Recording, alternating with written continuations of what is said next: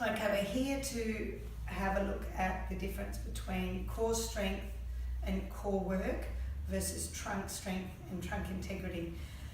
A lot of work that's been done over the last 10 years has been focused on core and core strength, and the attention to core and excessive attention to core is now starting to lead to clinical reports of increased lower back pain cases because the muscle tone through the trunk is so strong that it limits and compromises healthy flexion and extension in the lumbar spine.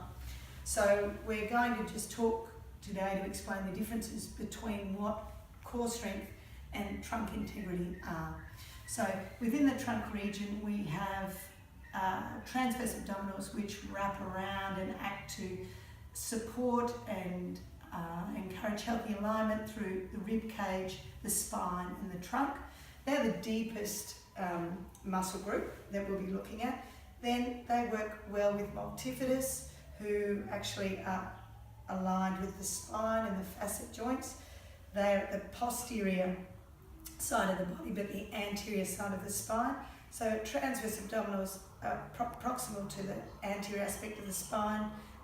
Then you've got multifidus, which are on the facet joint, the actual hardware of the spine. And then you've got the pelvic floor down here. And that triad is known as the pelvic stabilising girdle. So it's the pelvic floor, transverse abdominals and multifidus. And healthy coordination of those three muscle groups is what you're looking for in sound trunk foundational strength. Where we get confusion with that is the inclusion of the rectus abdominis, which is the most superficial, and the obliques, external obliques, coming in and being part of that recruitment process when we're really looking for more of these deeper activations.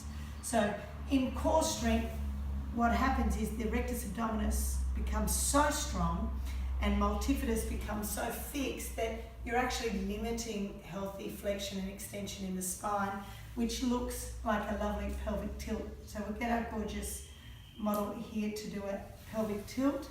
So as we tilt up, the ability to tilt the lumbar vertebrae without lifting the rib cage off the ground is what we're looking for in healthy pelvic tilt, as opposed to a bridge, which is a full hamstring and glute lift from the rib cage. So if we just do a bridge lift, grab and down.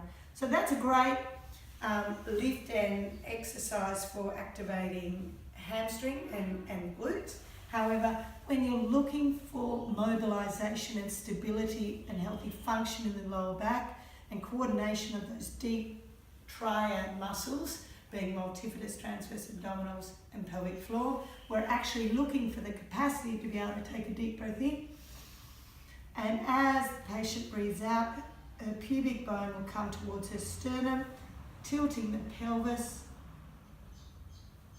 activating all of those key muscle groups while maintaining a nice soggy rectus abdominis. Okay, relaxing there. And it's when you can find the coordination of those three important and key foundational muscles that you then can develop healthy trunk strength around those aspects. So always remember, core strength, it's not about being tight and strong and immobile. It's about trunk integrity and understanding how to find recruitment in softness, not in hard rigidity. Enjoy.